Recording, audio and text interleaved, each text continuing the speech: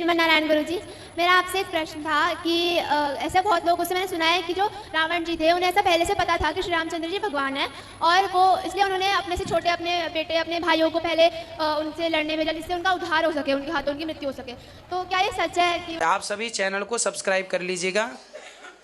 जो भी YouTube पर देख रहे हैं चैनल को सब्सक्राइब कर लीजिए और शेयर कीजिएगा। राधे राधे दोस्तों, स्वागत है आपका हमारे YouTube चैनल उषा भक्ति मार्ग में। बात करेंगे हम आज ऐसे व्यक्ति की जो कि पंडाल में आता है और कहता है गुरुजी आपको गुस्सा नहीं आता, आप जो है अपने इतने सारे काम को मैनेज कैसे कर लेते हो, और बहुत सारे प्रश्न किए जो आप सभी लोगों को सुनना चाहिए। दोस्तों आज की वीडियो में जो भी उस व्यक्ति ने इतने सारे क्वेश्चन आंसर गुरुजी से किए, जिसका सभी क्वेश्चन का आंसर गुरुजी ने दृढ़तापूर्वक दिया, जो कि आप लोग पूरी कथा सुनोगे तो आपको भी अच्छा लगेगा, बहुत बड़ा ज्ञान मिलने वाला है। दोस्तों आज की वीडियो आप बीच में छोड़ के ना जाइएगा, अच्छी लगे तो लाइक सब्सक्राइब जरूर कीजिएगा। बने रहिए हमारे साथ इस वीडियो के अंत तक। और रामचरितमानस में लिखा है कि खर दूषण सम मोहि बलवंता तेनहि कुमारे बिनु भगवंता।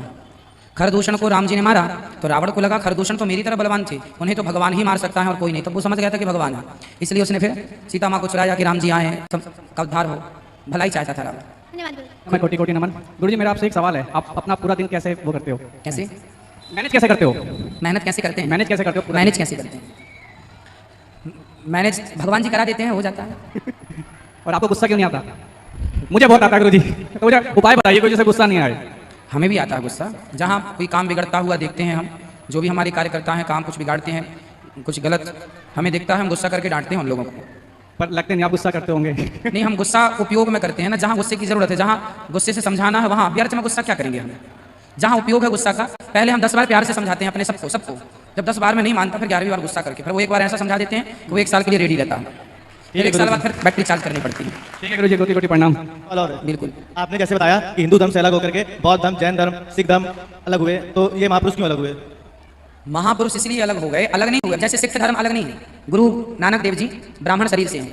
गुरु नानक देव जी की हिस्ट्री आप उठाएंगे, वो खुद हिंदू हैं और 10 गुरु हिंदू हैं, आप इतिहास उठाकर देख लीजिएगा। तो सिख शिष्य कहते हुए वो सिख हो गए। तो हिंदू और सिख ये दो नहीं है, हिंदू और सिख एक ही है, चाहे हिंदू का और सिख कोई मान ले अपने आप को कुछ भी अलग विषय है। अब रही अन्य, जैसे आपने नाम लिया जैन, तो जैन कोई धर्म नहीं है, जैन एक समाज थी, एक जात थी, एक टाइटल था, एक सरनेम था, परंतु बाद में उसे धर्म का नाम दे दिया गया। अब रही बौद्धों की बात, तो जो बौद्ध हैं इन्होंने हमने आज ही कथा में बताया कि हमारे नियम थोड़े कठिन हैं। हमारे हिंदुओं के सत्य बोलना पड़ेगा, मांस नहीं खाना। अब जो बौद्ध लोग होते हैं, बौद्ध लोग गाय का मांस खाते हैं। भाई हम हिंदू लोग गाय का मांस नहीं खाते, हम गाय का क्या, हम तो चींटी नहीं मारते, लेकिन उनका मन हुआ, जिह्वा उनकी बड़ी रही होगी तो उनको गाय का मांस खाना था। वो गाय को मारते नहीं है, पर मरी गाय मिल जाए तो पका के खा लेते हैं। तो भाई हिंदू धर्म की जो मर्यादाएं, रास ना ही किसी को कि आप सत्य के रास्ते पर चलिए, आप सीधे रास्ते पर चलिए, दया रखिए, भाव सब पे प्रेम का भाव रखिए। कुछ लोगों को मनमाना चलना होता है, एक बाप के 2 बेटे होते हैं, वह भी अलग अलग हो जाते हैं, भाई विचार नहीं मिलते। तो जिनका विचार नहीं मिला उन्होंने अपनी दुकान खोल ली, उन्होंने अपना अलग से पंथ बना लिया। हमारा धर्म तो अनादि है, सनातन धर्म ही धर्म है, बाकी सब पंथ है, बाकी कोई धर्म नहीं है। तो ये तो अलग से लोगों ने शुरू कर लिया जो मन में आया। अब आप कहेंगे कि जो भगवान हुए हैं बुद्ध भगवान, उन्होंने स्थापना की? नहीं, बुद्ध भगवान ने बौद्ध धर्म की स्थापना नहीं की। बौद्ध भगवान तो वेदों को सही ढंग से प्रस्तुत कर रहे थे, बाद में उनके अनुयायियों ने एक अलग ही रास्ता पकड़ लिया। अब आप आश्चर्य मानेंगे, लोगों को ये नहीं पता कि बुद्ध कितने हुए हैं। बौद्ध जो हैं, बुद्ध भगवान जो हैं, जो बुद्ध भगवान है वह तो हमारे 24 अवतारों में एक हैं, पर जो बौद्ध धर्म की स्थापना करने वाले गौतम बुद्ध हैं वो अलग हैं। उन्हें हम 24 अवतारों से जोड़ लेते हैं, लोगों को ज्ञान ना होने के कारण हो जाता है। तो लोगों को रास्ता जो मन में आया अपनाते गए। भाई एक बाप के 2 बेटे अलग अलग हो जाते हैं, किसी को रास नहीं आया हिंदू धर्म की मान्यता, भाई मैं गाय नहीं खाता, मैं गाय की पूजा करता हूँ, पर लोगों को लगा नहीं गाय खाना चाहिए, खाने वाले अलग धर्म हो गए, ना खाने वाला सनातन ही रहा। तो ये सब एक से ही विभक्त हुए हैं।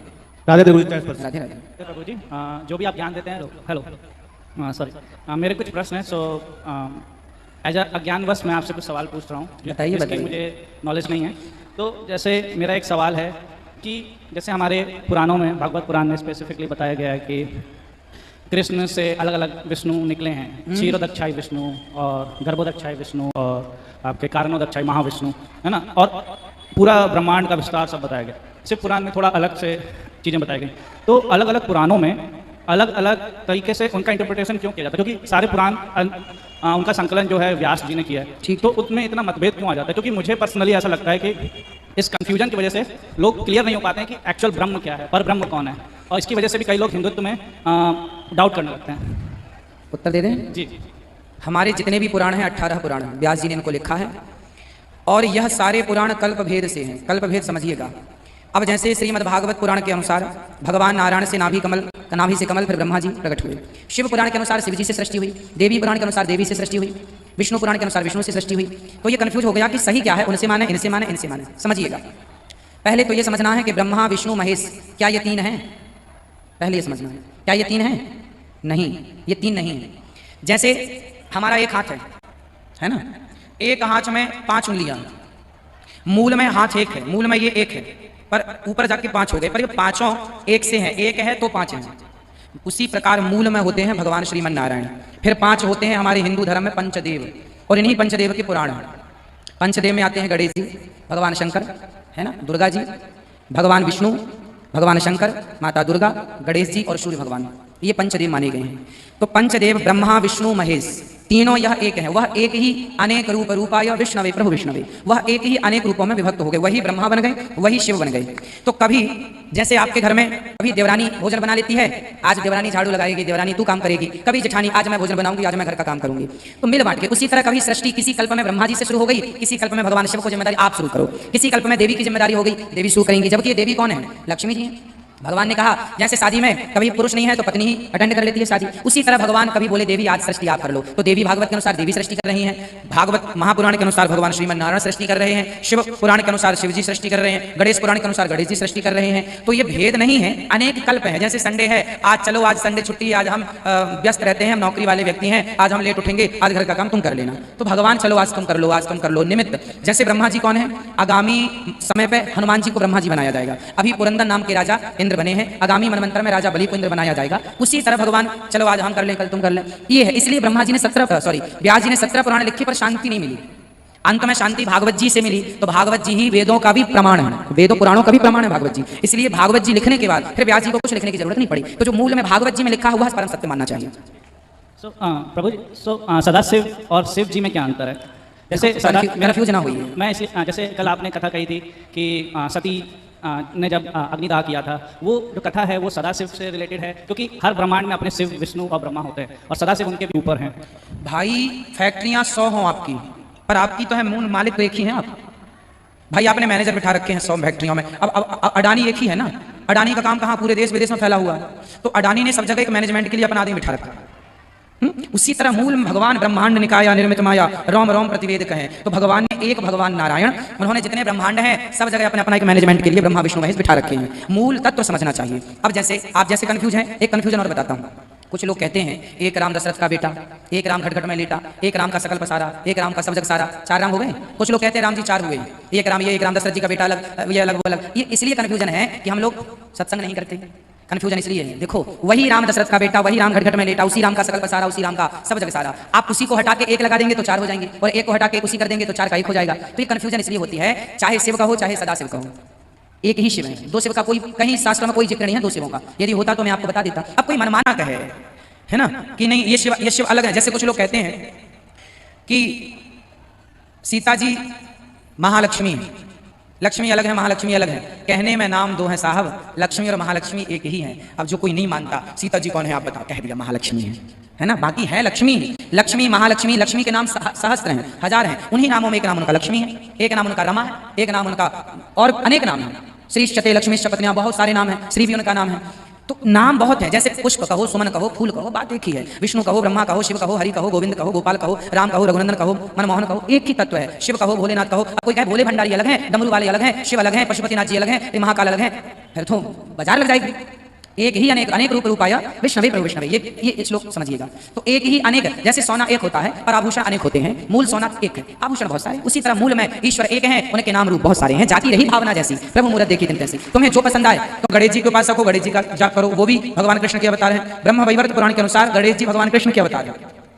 तो बिहारी जी तक जाने के रास्ते बहुत हैं, पर बिहारी जी एक हैं। ईश्वर तक जाने के रास्ते बहुत हैं, पर ईश्वर एक है। अनेक रास्तों से जाओ, एक है। इसलिए ये कंफ्यूजन है। मेरा ये प्रश्न इसलिए था क्योंकि मुझे एक कंफ्यूजन हो गया। जैसे हम लोग कैलाश की बात करते हैं, कैलाश एक महादेव का धाम है ना। एक कैलाश हमारी धरती पे भी है जिसको हम कैलाश पर्वत कहते हैं। तो जो 52 शक्तिपीठ बने वो धरती पे ही बने, तो क्या मतलब शिव जी उस समय धरती पे विराजमान थे या उस कैलाश की बात हो रही है जो कि सभी ब्रह्मांडों के भी ऊपर है? भाई शंकर जी यदि शक्ति माता सती के सारे जलती हुई सती को अपने कैलाश ले जाते तो फिर हम जैसे पापियों को शक्तिपीठ का दर्शन कैसे होता? भगवान का तो जो भी लीला होती है हम जीवों के लिए होती है ना, भगवान कोई अपने लिए थोड़ी करते हैं।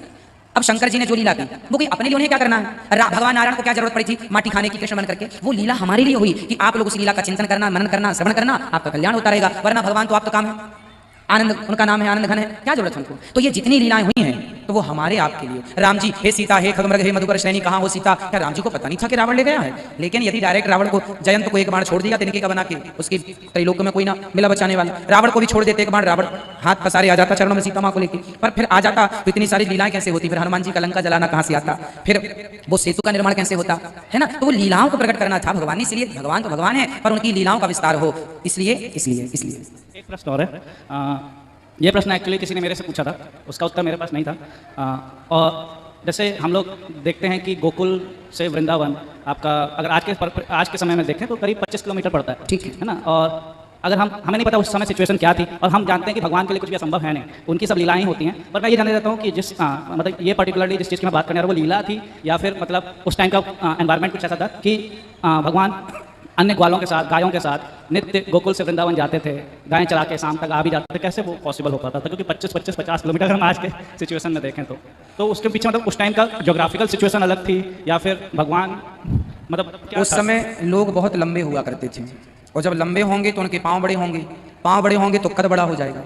हम 1 किलोमीटर यदि 5 मिनट में पहुँचते हैं तो वो 1.5 मिनट में ही पहुंच जाते रहे होंगे, क्योंकि उस समय आप सोचिए महाराणा प्रताप 100 किलो का 100-150 किलो का पूरा सामान लेके चलते थे, उनका भाला इतना वजन, तलवार इतनी वजनी। तो महाराणा प्रताप तो अभी के हैं, कुछ 100 साल पहले की बात है ना? तो जब अभी के महाराणा प्रताप इतने पावरफुल थे तो फिर भगवान श्री कृष्ण की लंबाई चौड़ाई कितनी रही होगी, है ना? उस समय के लोग कैसे रहे होंगे? 5,500 साल पुरानी बात। तो भगवान ये पूरा ब्रजमंडल ही पूरा ये सब कुछ इसी के अंदर है। तो भगवान आपने कभी गाय चराई है? आप गाय चराई हैं? तो आप गाय चराने कहाँ जाते थे? पास के खेतों में, गाँव में। हमें पता है हम गाय चराते थे, हम स्वयं गाय चराते चराते कई बार हम गायों को लेकर के 4-4, 5-5, 6-6 किलोमीटर दूर तो हम ही चले जाते थे अपनी गायों को लेकर के, चलती चलती चली गई, है ना? 5-5 किलोमीटर दूर जब हम 5 किलोमीटर दूर जा सकते हैं अपनी गैया लेके, तो भगवान के लिए 25 किलोमीटर क्या था? ये पूरा ब्रजमंडल एक ही था, है ना?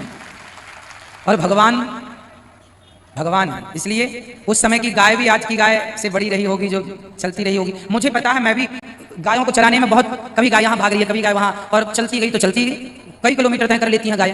भाई आज भी कुछ गांव से जंगल 5-5, 7-7, 10-10 किलोमीटर दूर है, तो गांव का आदमी जंगल ले जाता है गाय चराने, है ना? 10 किलोमीटर चलने में कितना टाइम लगता है? अच्छा बताइए। वृंदावन की परिक्रमा लगभग 12 किलोमीटर की है, लगभग 12। मुझे याद है कि मैं 1 घंटे में लगा लेता रहा दौड़ करके, कोई बूढ़ा भी लगाएगा तो 2 घंटा लगेगा, तो 12 किलोमीटर 2 घंटे में तय होता है। तो भगवान 25 किलोमीटर आराम से घंटे, सवा घंटे, 2 घंटे में, 2 घंटे का आना, 2 घंटे का जाना मान लीजिए। और गायों को चलाने में कोई समय ज़्यादा दिखता नहीं है कि समय ज़्यादा हो गया।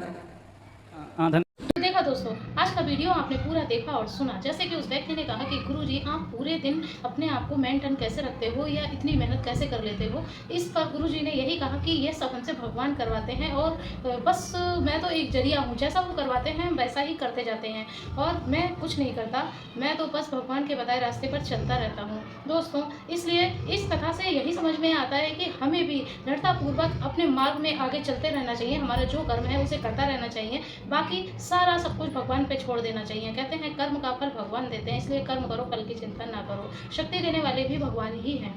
तो दोस्तों आज के वीडियो से आपको जो भी ज्ञान प्राप्त हुआ तो आप हमें कमेंट बॉक्स में कमेंट करके जरूर बताएं। और हाँ, अगर अभी तक आपने हमारे चैनल को सब्सक्राइब नहीं किया है तो आप हमारे चैनल को सब्सक्राइब कर लें, हमारी वीडियो को ज़्यादा से ज़्यादा लाइक व शेयर करें, कमेंट बॉक्स में राधे राधे लिखना ना भूलें। मिलेंगे किसी ऐसी ही अन्य वीडियो के साथ, तब तक के लिए राधे राधे।